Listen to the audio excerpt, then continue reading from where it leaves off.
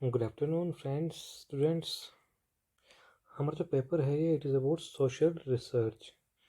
Social research जो है आपके सेमेस्टर फोर्थ में आपको पढ़ना है। जो पहले कोर्स से थोड़ा डिफरेंट है। पहले आप प्रॉब्लम्स इन इंडियन सोसाइटी पढ़ते थे, अब आपको सोशल रिसर्च पढ़नी है। So this is something new to you. और जो पहले पुराने बच्चों के नोट्स होंगे वो आपके काम नहीं आएंगे, तो आपको पहली बार you are going to be the first जो आप नोट्स क्रिएट करोगे, या फिर पहले ऐसे स्टूडेंट्स हो जो ये कोर्स पढ़ने वाले हो सेमेस्टर फोर्थ में। तो बात है सोशल रिसर्च की। Re and search, that is searching again and again to gain information, to gain knowledge. ठीक है, इसको हम मानते हैं रिसर्च को एक सिस्टमेटिक और ऑर्गेनाइज एफर्ट। सिस्टमेटिकली हम एक एफर्ट करते हैं किसी भी एक प्रॉब्लम को इन्वेस्टिगेट करने के लिए, यानी स्टेप बाय स्टेप। पहले नंबर 2 पे, नंबर 3 पे, नंबर 4 पे हमने कौन सा स्टेप लेना है उस चीज़ को समझने के लिए वो हम करते हैं। एक सिस्टमेटिक तरीके से हम इन्वेस्टिगेशन करते हैं किसी प्रॉब्लम पे। हम जंप नहीं करते, हम स्किप नहीं करते हैं स्टेप्स को, हम सिस्टमेटिकली इन्वेस्टिगेट करते हैं किसी प्रॉब्लम को। उसको हम कहते हैं रिसर्च। ठीक है, ये हमारे it contribute to the general body of knowledge. Knowledge gain होता है इससे। ठीक है, करेक्ट ह्यूमन नॉलेज मिलता है, ऑब्जेक्टिव एनालिसिस होती है सोसाइटी की। इसमें कुछ डेफिनेशंस आपको याद रखनी है, जैसे C.A. Moser he says social research is a systematised investigation to gain new knowledge. ठीक है, न्यू नॉलेज को गेन करने के लिए एक सिस्टमेटिक तरीका है। किसी प्रॉब्लम को, किसी फिनोमेना को स्टडी करने के लिए आप उसके लिए उस पर एक नया नॉलेज जनरेट करते हो। P.V. यंग अगेन सेज कि सोशल रिसर्च जो है एक साइंटिफिक अंडरटेकिंग है, which by means of logical methods aim to discover new facts or old facts and to analyze their sequence interrelationships।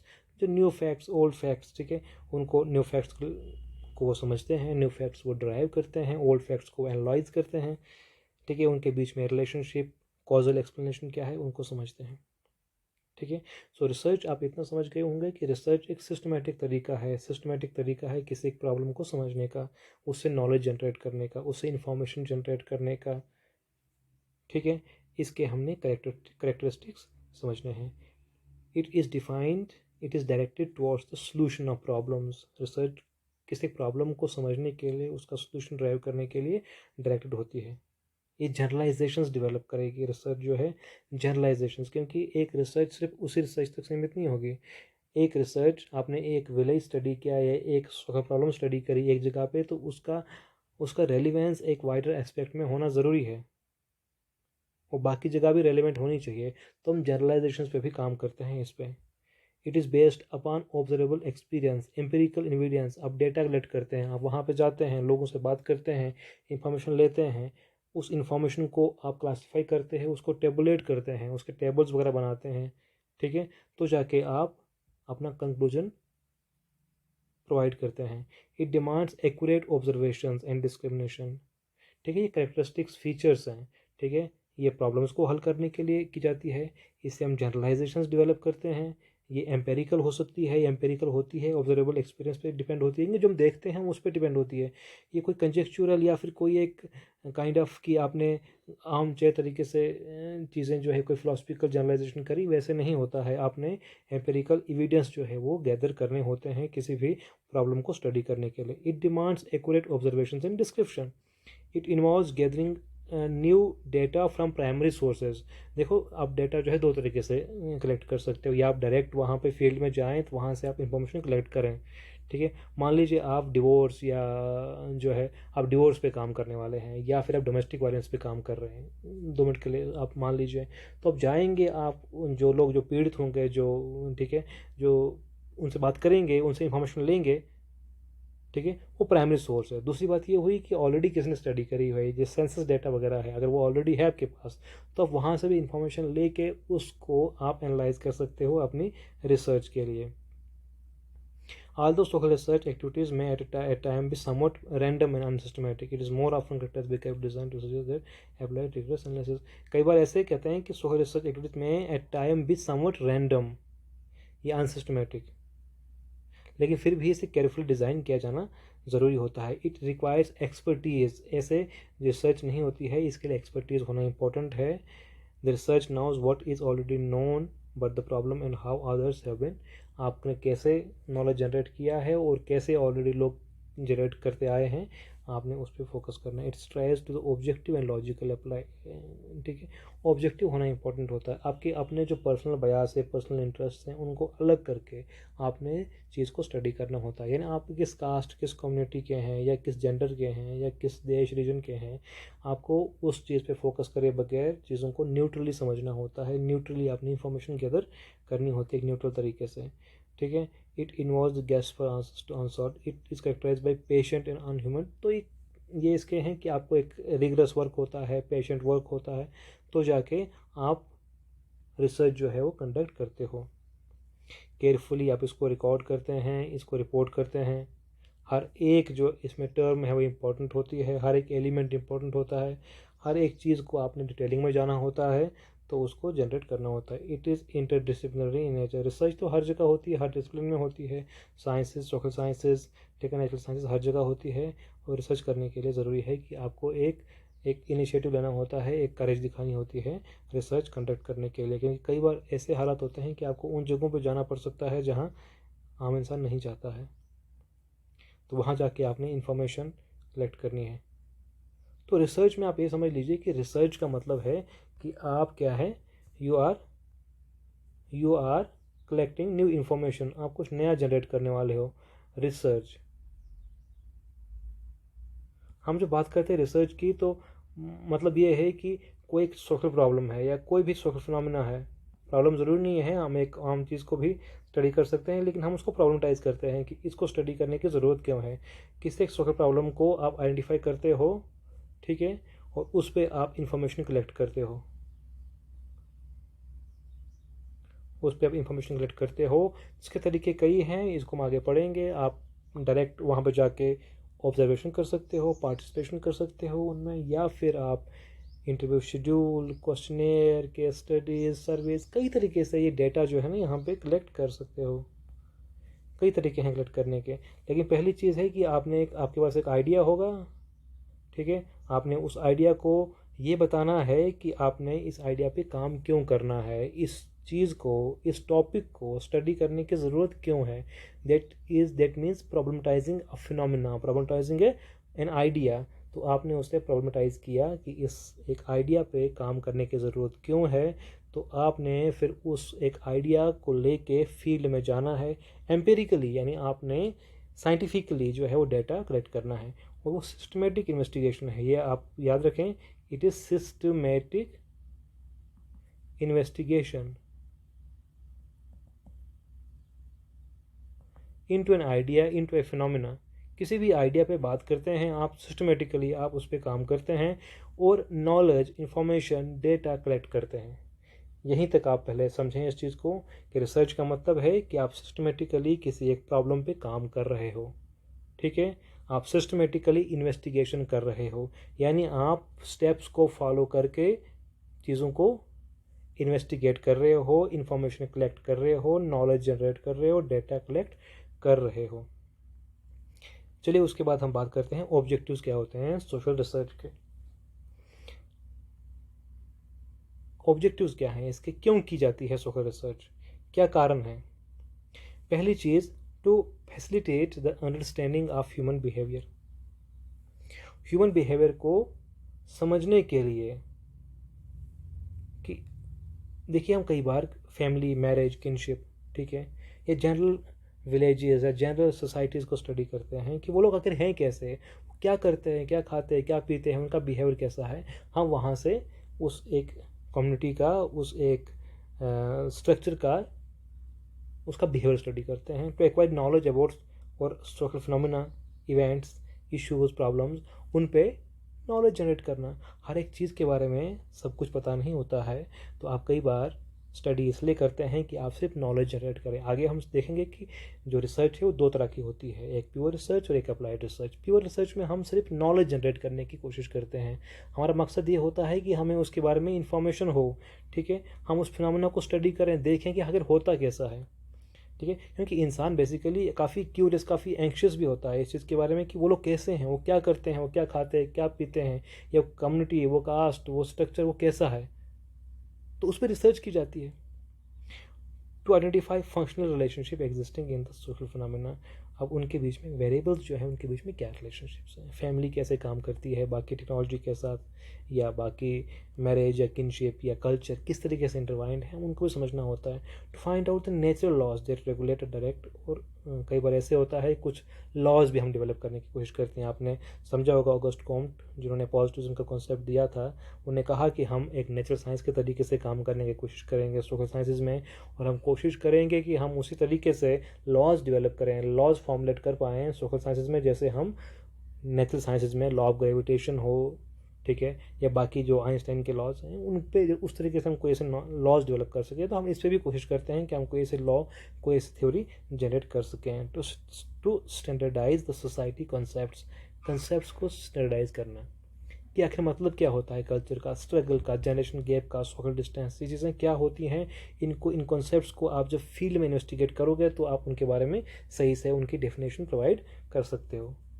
To formulate solution, और ये ज़रूरी है कि आप रिसर्च करते हो तो आप एक सोल्यूशन भी फॉर्मुलेट करने की कोशिश करते हो कि अगर ये प्रॉब्लम एग्जिस्ट करती है सोसाइटी में तो इसको हम कैसे इरेडिकेट करें, इसे हम कैसे, इसका हम सोल्यूशन क्या सजेस्ट करते हैं। To maintain social organisations, remove social tension, misconceptions, कई ये सारे काम रहते हैं। रिसर्च से आप उनकी एक्यूरेट इन्फॉर्मेशन गैदर करते हो, एक्यूरेट इन्फॉर्मेशन से ही आप मिसकॉन्सेप्शन, सोशल टेंशन को दूर कर सकते हो। या कोई एक प्लान, कोई पॉलिसी जो है वो डेवलप करने के लिए भी रिसर्च की जाती है कि आपने अगर ये पॉलिसी, ये प्लान कहीं इम्प्लीमेंट करना है तो वो लोग कैसे होंगे, क्या उसको एक्सेप्ट करेंगे नहीं करेंगे, उस पर भी रिसर्च कंडक्ट की जाती है। फेजेस ऑफ सोशल रिसर्च का मतलब है कि स्टेप्स क्या रहते हैं सोशल रिसर्च में। आपका अगला टॉपिक है steps in social research. Research की कैसे जाती है, इसके स्टेप्स क्या रहते हैं, इसके फेजेस क्या होते हैं। Phases of social research consist of series of steps. जो मैंने कहा ना सिस्टमेटिक इन्वेस्टिगेशन है, तो आपको सिस्टमेटिकली इन्वेस्टिगेट करने का मतलब है कि आपको स्टेप्स को फॉलो करना है। to efficiently carry out research on any social phenomena. These actions are closely related. They can be overlapped. ठीक है, phases of social research basically refer to scientific research process. There are 9 phases of social research. ठीक है, 9 phases को मानते हम। Sensing or realizing a problem.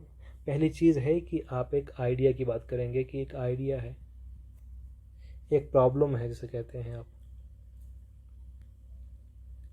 Problem इसलिए क्योंकि हम उसको प्रॉब्लमटाइज करते हैं कि इसको स्टडी करने की ज़रूरत है, चाहे वो जैसी भी हो। प्रॉब्लम का मतलब ट्रबल नहीं है, ठीक है। प्रॉब्लम का मतलब ये है कि हम एक आइडिया को प्रॉब्लमेटाइज करते हैं, कि आइडिया को इस तरीके से हम डिफाइन करते हैं, इस तरीके से प्रोजेक्ट करते हैं कि उस पर काम करने की ज़रूरत क्यों है। सो दैट मीन्स सेंसिंग और realising a problem. The first step in social research process is observing the situation and sensing a problem. No new problems keep on emerging in the social environment, one should sense this. तो आपने basically एक idea पे काम करना है। आपका एक idea जो है वो डेवलप होता है, एक आइडिया आपके माइंड में आता है, आप उसको बताते हो कि इसको स्टडी करने की ज़रूरत क्यों है, ठीक है। Problem identification, once one become aware of what is happening in the environment he she would focus on. तो उसके बाद है उसको आइडेंटिफाई करना, उस पर क्या ज़रूरत है उस पर काम करने की। तीसरी चीज़ है कि उस पर हम एक थियोरेटिकल फ्रेमवर्क जनरेट करते हैं कि इस पर अगर ऑलरेडी काम हुआ है तो कहाँ कहाँ हुआ है, कैसे कैसे हुआ है, किन लोगों ने कैसे काम किया है, तो हम उसकी थ्योरी पे बात करते हैं। फिर हम हाइपोथेसिस जनरेट करते हैं, हाइपोथेसिस फॉर्मुलेट करते हैं कि क्या रिलेशनशिप हो सकता है वेरिएबल्स के बीच में। हम एक पहले प्रोजेक्ट करते हैं कि हमारा जो है इस एक रिसर्च से ये हमारा रिजल्ट आ सकता है, तो हम एक हाइपोथेसिस पहले डिज़ाइन करते हैं। फिर हम रिसर्च कैसे कंडक्ट करेंगे उसके लिए हम एक डिज़ाइन क्रिएट करते हैं कि रिसर्च किस तरीके से किया जाएगा। रिसर्च का डिज़ाइन बन गया, एक ब्लूप्रिंट बन गया कि रिसर्च हमने फील्ड में जाके कंडक्ट कैसे करनी है, उसके स्टेप्स क्या होंगे, हमने कैसे इंफॉर्मेशन कलेक्ट करनी है, ऑब्जर्वेशन करना है, इंटरव्यू शेड्यूल का यूज़ करना है, क्वेश्चनर का यूज़ करना है, ठीक है, या फिर हमने इंटरव्यू करने हैं या नहीं करने हैं, वो हम पहले डिज़ाइन करते हैं कि हमने डाटा कैसे कलेक्ट करना है। डेटा कलेक्ट करने के लिए हम फील्ड में जाते हैं, डेटा कलेक्ट करते हैं, डेटा कलेक्ट करके हम उसको एनालाइज करते हैं स्टेटिस्टिक्स में। अगर वो स्टेटिस्टिक्स में फिट आता है और वो क्वान्टिटेटिव रिसर्च है तो हम स्टेटिस्टिक्स जो है उसका यूज़ करते हैं, उसके टेबुलेशंस वगैरह डेटा को फिट करते हैं वहाँ से, ताकि हमें एक आंसर मिले। फिर हम उसके बाद उसको इंटरप्रेट करते हैं कि इस डेटा से क्या हमारा रिजल्ट आ रहा है, क्या परसेंटेजेस हैं या क्या लिंक्स हैं, क्या रिलेशनशिप है वेरिएबल के बीच में, हम वो बात करते हैं। एक बार इंटरप्रेट कर दिया फिर हम एक रिपोर्ट बनाते हैं और रिसर्च को प्रेजेंट करते हैं। तो ये उसके रिसर्च के स्टेप्स हैं जो मैंने थोड़े थोड़े आपको ऊपर से हाईलाइट किए हैं कि रिसर्च के स्टेप्स हैं। आपने एक प्रॉब्लम को आइडेंटिफाई किया, आपने ठीक है उसके ऊपर जितना काम हुआ है आपने वो देखा, उसके बाद आपने हाइपोथेसिस बनाया कि इसकी जो आपके ऑब्जेक्टिव्स होंगे रिसर्च के, कि आपने रिसर्च क्यों करनी है। रिसर्च ऑब्जेक्टिव्स को मद्देनज़र रख के, रिसर्च ऑब्जेक्टिव्स को अपने दिमाग में रखे आप क्या बनाते हैं, एक हाइपोथेसिस जनरेट करते हो कि इस रिसर्च से हमें क्या रिजल्ट मिल सकता है। कुछ पहले ही आप एक आउटकम, रिसर्च आउटकम जो है पहले ही प्रोजेक्ट करने की कोशिश करते हो। आपने वो किया, उसके बाद आपने देखा फिर आपने कैसे इंफॉर्मेशन कलेक्ट करनी है, आपने रिसर्च डिज़ाइन कलेक्ट किया, आपने डेटा कलेक्ट किया, आपने उसको एनालाइज इंटरप्रेट किया और फाइनली रिपोर्ट राइटिंग करी। सो ये थे रिसर्च के कुछ स्टेप्स। अब रिसर्च जो है वो बेसिकली जो है हम इसको ऊपर से दो तरह की रिसर्च देखते हैं। एक सुपरफिशली हम रिसर्च को मानते हैं कि एक बेसिक रिसर्च है या प्योर रिसर्च है, और एक जो रिसर्च है वो है कौन सी, अप्लाइड रिसर्च। प्योर रिसर्च या बेसिक रिसर्च ये वो रिसर्च होती है जो